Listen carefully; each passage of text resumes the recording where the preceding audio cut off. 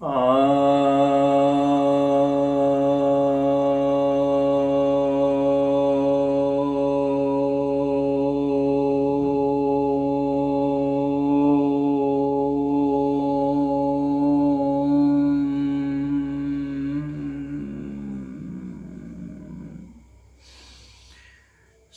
भक्तजनों को सप्रेम नमन। तो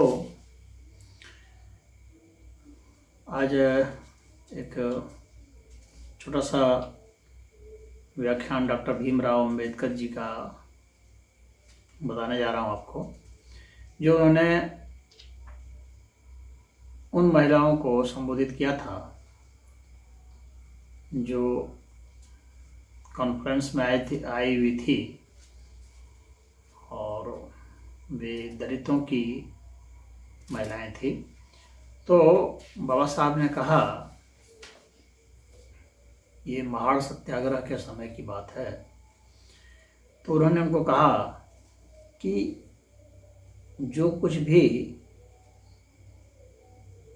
परेशानी है दलितों को, उसके लिए आप बहुत जिम्मेवार हैं और इसलिए आपको बहुत बड़ी भूमिका निभानी है। अगर आप भूमिका नहीं निभाएंगे, सिर्फ पुरुषों पर छोड़ देंगे, तो यह सही नहीं होगा, क्योंकि यह अकेले उनकी भूमिका नहीं है। आखिर तुमने ही तो जन्म दिया है, तो जब तुमने जन्म दिया है तो तुम्हारी भूमिका है।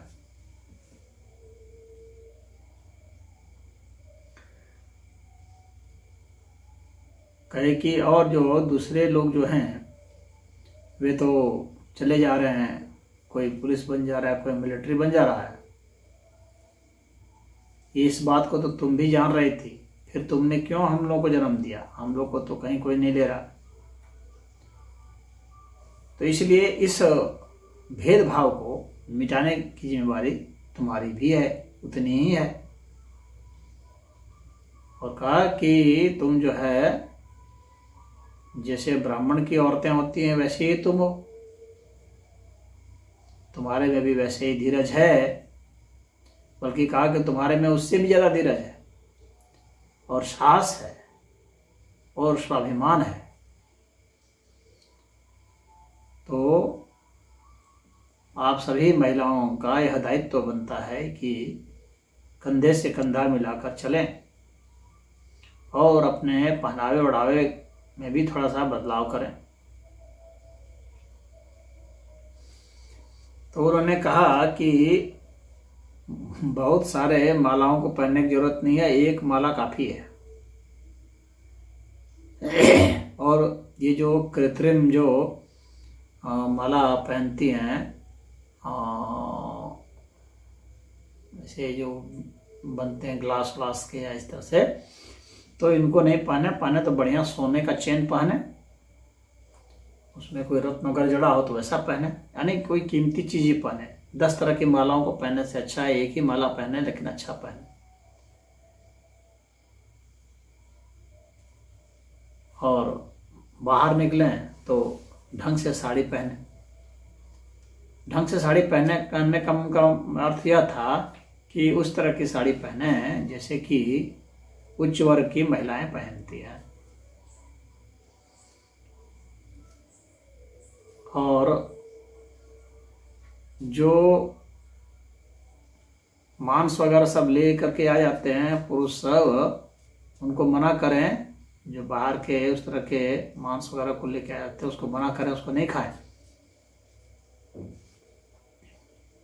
और जो दारू पी करके आ जाते हैं मर्द, उनको जो है घर में घुसने भी मत दें।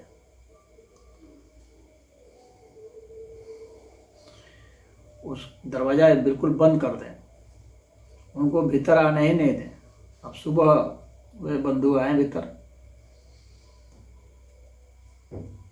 और कहा कि अपने लड़कियों को शिक्षा अवश्य दिलाएं, क्योंकि शिक्षा से ही सब परिवर्तन होगा।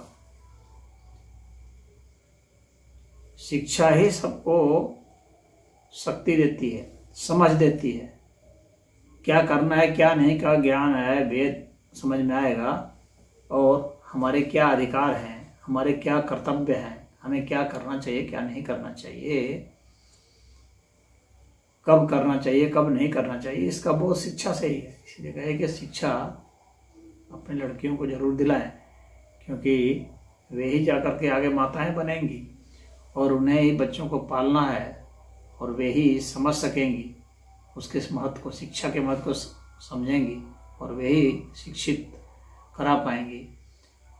और महिलाओं को भी बहुत तरह की जो नौकरियां आती हैं तो उसमें उनको भी अप्लाई करके उसमें भी उनको भी ले लेना चाहिए स्थान पर, ताकि आय का जरिया बढ़े और आर्थिक स्थिति अच्छी होगी तो जाहिर सी बात है कि आपका हर जगह मान सम्मान सब बढ़ता है, आपका जो है जीने का स्तर ऊंचा उठता है, आपका स्वाभिमान सब जगह रहेगा और हर तरह से संघर्ष करने में आप समर्थ रहेंगे।